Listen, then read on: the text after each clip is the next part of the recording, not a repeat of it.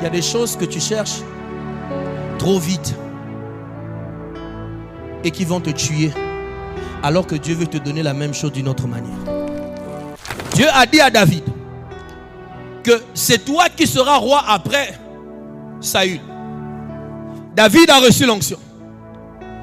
Jonathan, qui était le fils de Saül, savait que c'est David qui deviendra roi. Il a décidé de dire à David: quand tu deviendras roi, moi je deviendrai ton premier ministre. Je ne veux pas me battre avec toi pour prendre cette place. Si Dieu te l'a donné, même si c'est moi le fils de Saül, qui pour lui je dois devenir roi, moi je décide de te laisser parce que je ne veux pas chercher ce que Dieu ne m'a pas donné.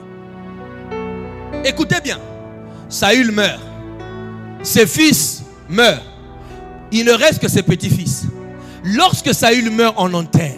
David dit au peuple d'Israël: Dieu m'avait oint pour devenir roi sur la maison d'Israël après Saül.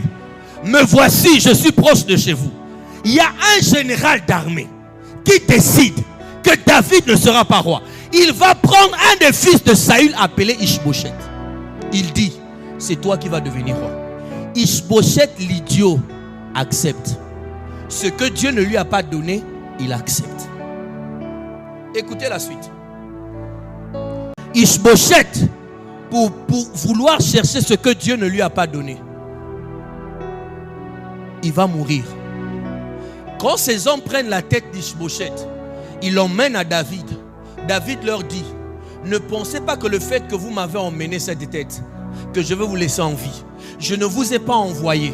Même si Dieu a dit que c'est moi qui serai sur le trône, s'il y a quelqu'un d'autre, le Dieu qui a parlé, il sait lui-même comment gérer les affaires que lui seul a déclaré. C'est pas à vous d'aller tuer un homme. Mais ce qui m'étonne ici, pourquoi j'appelle Ishbosheth un idiot?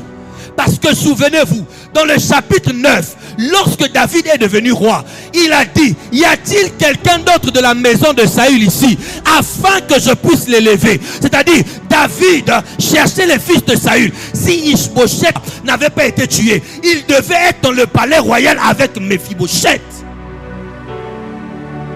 Mais parce qu'il a cherché ce que Dieu ne lui a pas donné, il est mort bêtement.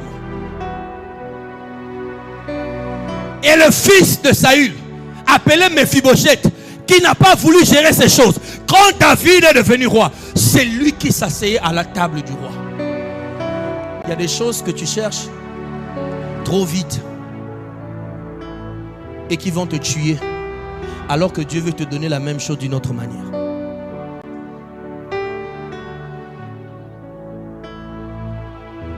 C'est pour cela, quand le temps n'est pas encore venu, il y a des décisions, il y a des postes, il y a des places qu'on ne prend pas. Ça va te tuer.